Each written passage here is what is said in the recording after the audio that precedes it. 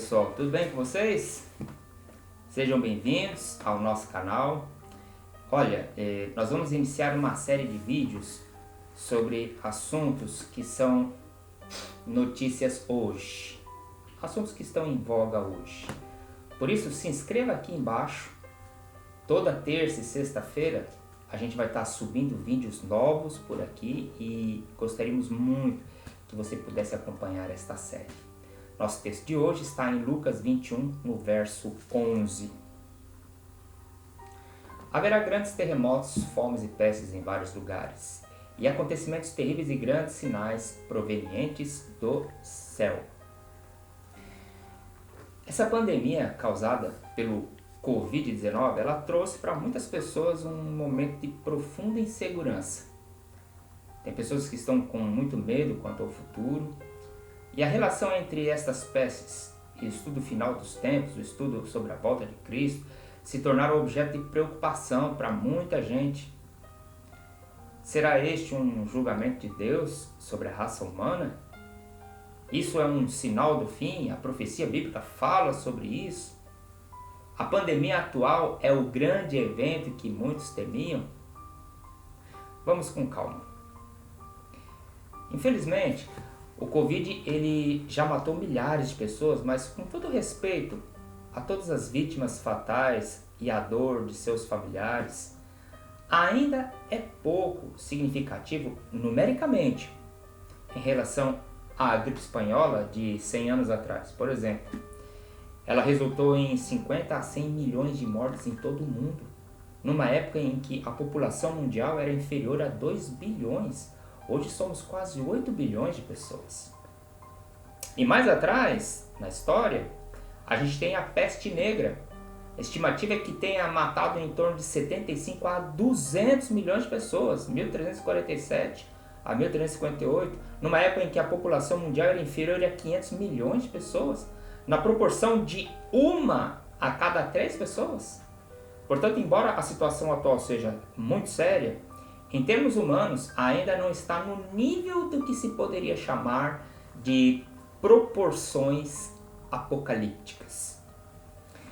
No Antigo Testamento, pestilência foi uma consequência da infidelidade de Israel em relação a Deus.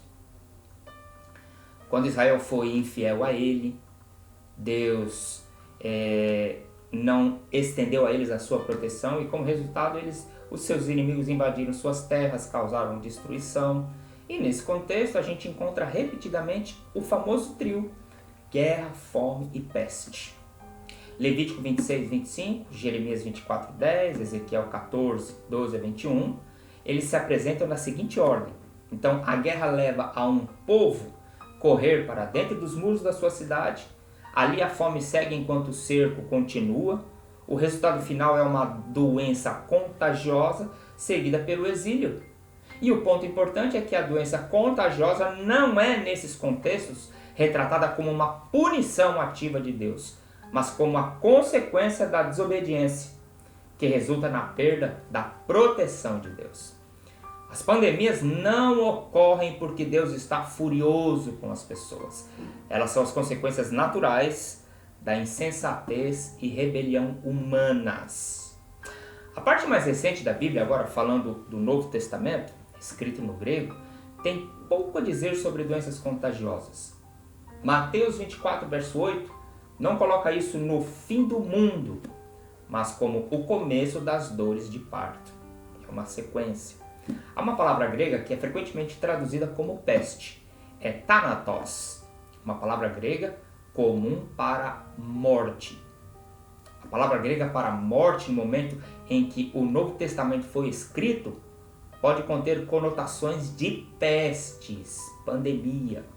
Ela pode ser vista no livro do Apocalipse. Thanatos, morte ou pestilência, está claramente ligada a um contexto de fim dos tempos, onde pandemias muito piores já aconteceram. Então, a Covid-19 ela deve ser apenas o indicador do princípio das dores.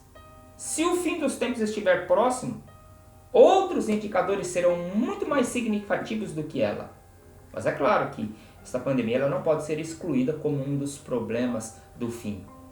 ela faz parte do princípio das dores. Então, que fique claro que a pandemia não é um castigo direto e ativo de Deus, é uma consequência da condição humana que a Bíblia chama de pecado, de rebelião contra Deus. E de acordo com a Bíblia, Deus, por meio de Jesus Cristo, ele é o autor, o sustentador da vida, João 1, 3 a 5. Mas existem forças no universo que se opõem a Deus e que criam dor e destruição. O texto de Jó, capítulo 1, capítulo 2, nos falam a respeito. Na medida em que a palavra julgamento apropriada em uma das pandemias é Deus permitindo que a condição humana siga o seu curso, que colha as suas consequências. Simplesmente. Diante da situação que hoje a gente se encontra, a gente tem que atentar para os conselhos dados por Cristo. A Bíblia, ela registra algumas advertências que cabem perfeitamente a nós hoje. Mateus capítulo 16, verso 2. Jesus falando aos fariseus, ele lhe respondeu: chegada a tarde dizeis, haverá bom tempo porque o céu está avermelhado. E pela manhã, hoje haverá tempestade porque o céu está um vermelho sombrio. Sabeis, na verdade, discernir o aspecto do céu, e não podeis discernir os sinais dos tempos? Outro texto. Lucas 21, 9. Quando ouvirdes falar de guerras e revoluções, não vos assusteis, pois é necessário que primeiro aconteçam essas coisas, mas o fim não será logo. Então lhes disse, levantar-se-á nação contra nação, reino contra reino, haverá grandes terremotos, epidemias e fome em vários lugares, coisas espantosas e também grandes sinais no céu. Lucas 21, 25. Haverá sinais no sol, na lua e nas estrelas, sobre a terra, angústia entre as nações, em perplexidade por causa do bramido do mar e das ondas. Haverá homens que desmaiarão de terror, pela expectativa das coisas que sobrevirão ao mundo, pois os poderes dos céus serão abalados. Então se verá o Filho do Homem vindo numa nuvem com poder e grande glória.